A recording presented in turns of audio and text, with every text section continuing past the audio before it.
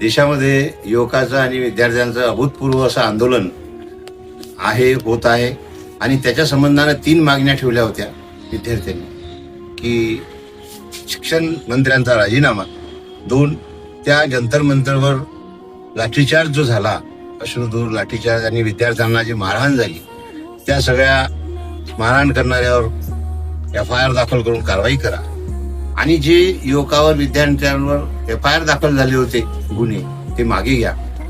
पैकी राजीनामा झालेला आहे पण अजूनही 2 मागण्या अपूर्ण आहे आणि शिक्षण पद्धतीमध्ये नीटच्या परीक्षेच्या संदर्भात जे काही बदल, आवश्यक बदल आणि पारदर्शिता आणणे गरजेची आहे त्या गोष्टी अजून बाकी आहे आणि म्हणून आपल्याला पुन्हा हा लढा सुरूच ठेवायचा आहे. हा लढा थांबलेला नाही आहे कारण हा युवकाच्या विद्यार्थ्यांच्या भविष्याचा प्रश्न आहे आणि म्हणून हा लढा यशस्वी करण्याचं श्रेय जर कुणाला जात असेल तर ते युवकांना जाते, विद्यार्थ्यांना जाते, त्यांच्या पालकांना आणि भारतीय नागरिकांना जाते. कारण प्रत्येक कुटुंबाचा शिक्षण हा महत्वाचा विषय आहे आजच्या घडीला.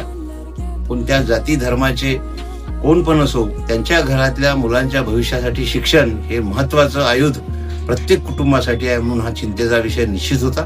पण विद्यार्थी शक्ती, युवा शक्ती ही प्रभावी होती, आहे, राहीन हे पुन्हा एकदा सिद्ध झालं. त्या संपूर्ण विद्यार्थ्यांचं आणि दीपसे यांचे यामध्ये सर्वजण अभिनंदन आणि कौतुक करत आहे.